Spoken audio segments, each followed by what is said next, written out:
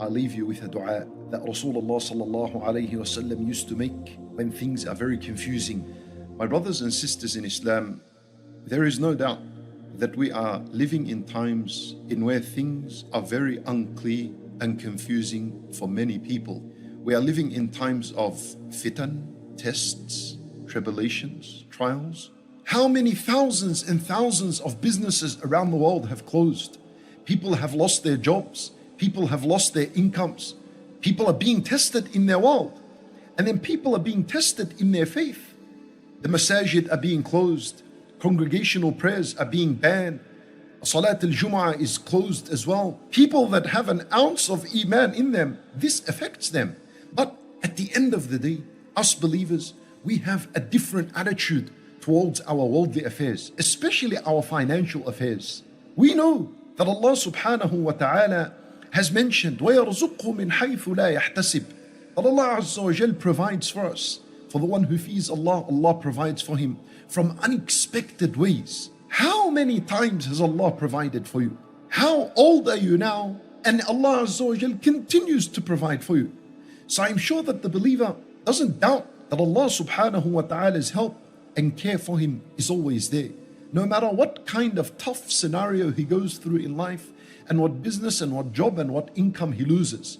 And we know that Rasulullah sallallahu alayhi wa sallam said, لَن تَمُوتَ نَفْسٌ حَتَّى تَسْتَكْمِلَ رِزْقَهَا, that not a single soul will die.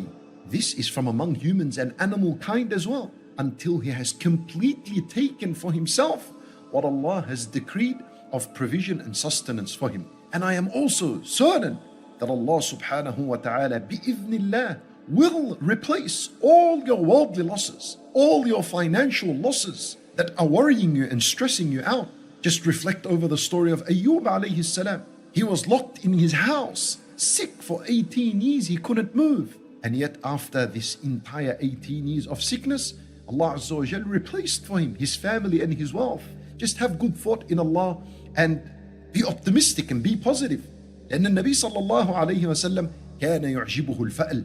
He used to love being optimistic and positive. Allah subhanahu wa ta'ala is Al-Akram. اقرأ وربك الأكرم.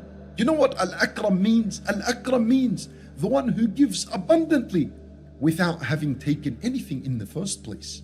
Allah Azza wa Jal gives us not because we deserve it, but because He is Al-Akram, the most generous subhanahu wa ta'ala. And the question to you, my brothers and sisters in Islam, is why does Allah test the believers? Why? Aren't the believers people upon the truth? They worship Allah, they obey the Messenger sallallahu alayhi wasallam, they read the Quran. Isn't Allah Azza wa Jal able to give the believers a happy, stress-free life, a life free of calamities? Isn't Allah Azza wa Jal able to give the believers victory with the word kun? Wallahi, He is able to do so. He's able to give us a life in the same manner He gave Adam alayhi salam in the paradise. So why doesn't Allah Azza wa Jal give this to the believers on earth? Why the tests? Why the fitan? And why the trials? And why they are harsh and extreme upon the believers especially? You see, my brothers and sisters in Islam, understand with me very carefully that the heart of the believer only wakes up and it comes to life during times of calamity. And this is why Allah subhanahu wa ta'ala decreed hardships and calamities upon the believers, so that at the end of their journey in this life, they will meet Allah Azza wa Jal with hearts that have been charged with iman and certainty in Allah Azza wa Jal. When a believer is being tested, it's like him swimming against the wave. You know, when a person swims against huge waves, he comes out with two things: with a strong heart that overcomes the fears of the wave, and he also comes out stronger in his body, in his muscles, because he fought the waves. And in the exact same manner, during calamities, the believers come out with a strong heart, stronger faith in Allah Azza wa Jal, and they come out pure, having been cleansed from their sins and elevated ranks in the sight of Allah subhanahu wa ta'ala. So the question is, how do we manage ourselves in times of fitan and calamities? What is expected from the believer during times of calamity and fitan? Allah subhanahu wa ta'ala, He says in Surah Saba, وَإِنِ اهْتَدَيْتُ فَبِمَا يُوحِي إِلَيَّ رَبِّي. Allah Azza wa Jalla, He says, and if I, meaning in Nabi sallallahu alayhi wasallam, if I was to ever be guided on any matter in life, what's the reason? فَبِمَا يُوحِي إِلَيَّ رَبِّي. It's because of what Allah has revealed to me. Allahu Akbar. Any guidance you want in life, for any matter you're facing, Al-Quran is going to give you that direction and that guidance. That the first thing the shaitan does is to turn the people away from the Quran, because he knows this is where their guidance is. So the further away you find yourself from the Quran and the direction and the guidance of the Quran, the closer you are to the evil plan and the plot and the evil whispering of a shaitan. And the greater concern I have is for our faith.